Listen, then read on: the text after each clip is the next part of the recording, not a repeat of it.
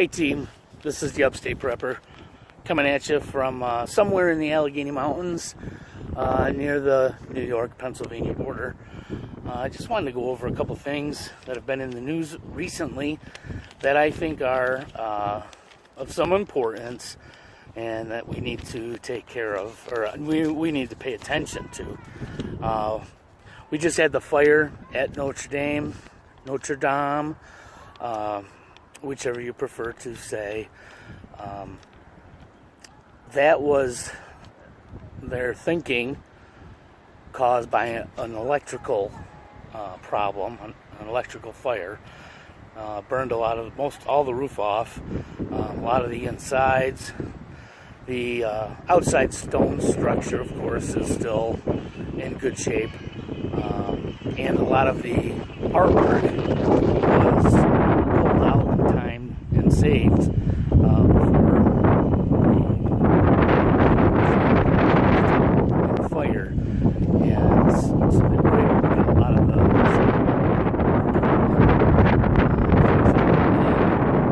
inside the cathedral. Now, even though the authorities are at this point turning towards an electrical problem, I think it's safe that we keep our minds open to the fact that this could have been some sort of terrorist plot to either one, just to burn a sacred Christian cathedral down, or to make it seem as though someone else has perpetrated the crime, another maybe a state or something like that. I'm not saying that's what happened, but I think it's important that we keep an open mind on it. A little over a week and a half ago, we had the arrest of Julian Assange.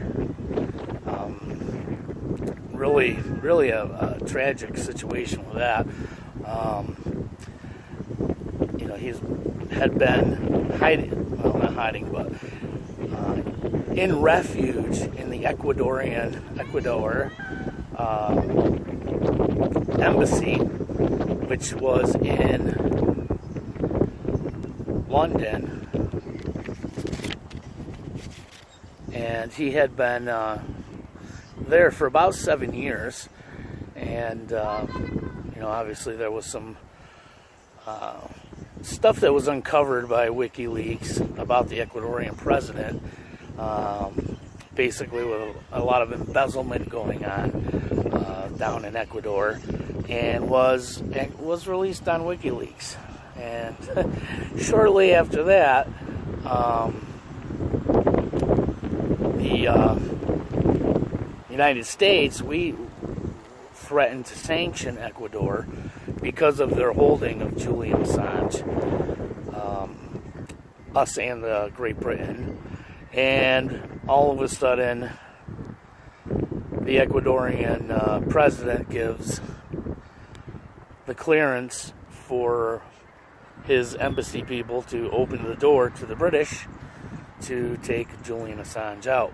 What we found when we brought him out was a disheveled man with a long beard, unkept, dressed in shabby clothes, hair's all a disaster.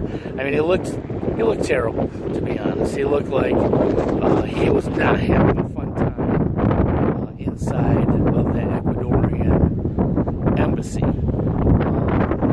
It almost looked as though it was almost like a prison situation, and really was. He couldn't leave. He couldn't go out on the streets. He couldn't go out the front door or any door. He had to stay inside the embassy at all times, and probably only within certain rooms inside the embassy. Probably didn't have free reign anywhere.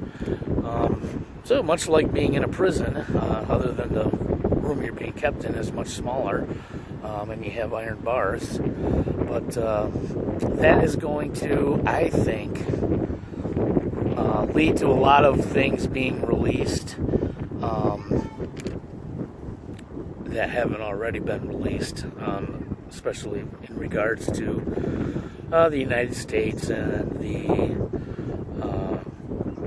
things with Hillary Clinton. Because keep in mind, if it wasn't for Julian Assange, we wouldn't know about the 35,000 emails that Hillary Clinton did not turn over. We would not know about the dirty, nasty Tony and John Podesta, the Podesta brothers.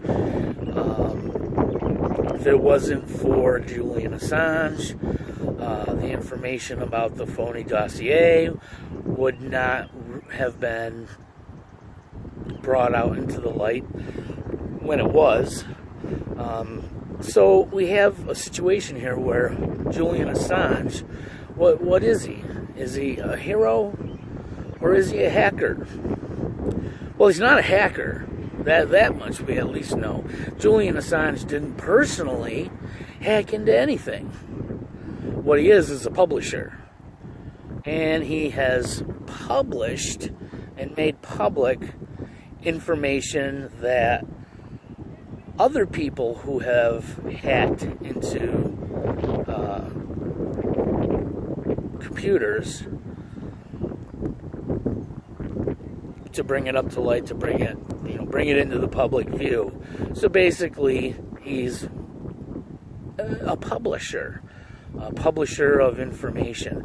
And I want to point out one thing is none of the information that has come out of WikiLeaks, whether it was in regards to the United States, the election, Hillary Clinton, or anything else, has ever been shown to be false or a lie. In fact, everything that has been released about anything, anywhere, any country, Europe, South America, it doesn't matter, about any country whatsoever, anything that's been released has been factual information. 100% true.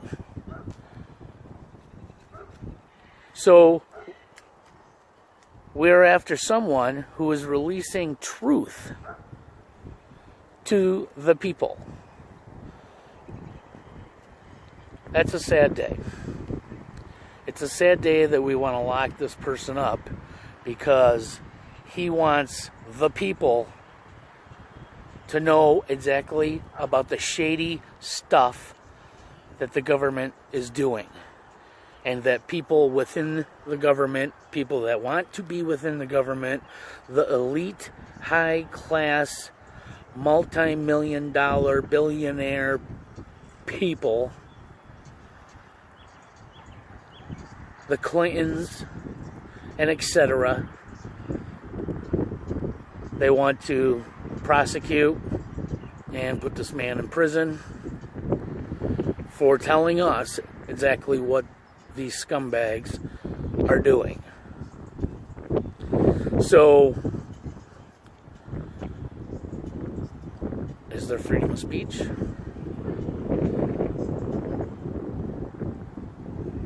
You tell me. Are videos like this being taken off the air at YouTube? You tell me. It seems to me that if you're talking about anything about ultra-liberalism, socialism, the Clintons, the Obamas, in a negative type fashion, that you are automatically barred and face penalties from YouTube, Twitter, etc. So I stand along with many others that say, so what? We're going to put these videos on the screen anyways. The Mueller report has recently come out. As we pretty much figured right from the start, it's come out that no collusion happened between Trump or his people in the election. Nothing. No collusion whatsoever. Nothing that can cause him or any of his direct people through the election to face indictments and prosecution.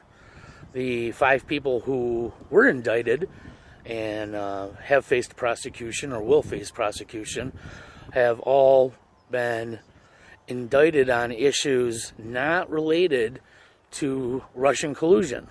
They've been indicted for issues that basically that they told something to the FBI that was not true, or they've dug into IRS tax returns and scrutinized those, and found issues of that were not accurate in the tax returns, or some sort of other business dealings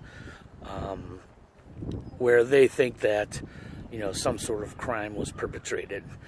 None had anything to do with the Trump collusion scandal conspiracy theory. We pretty much knew that from the beginning. Now it's confirmed. The Democrats, though, are not content with this, and they are still looking to find a way to prosecute Trump.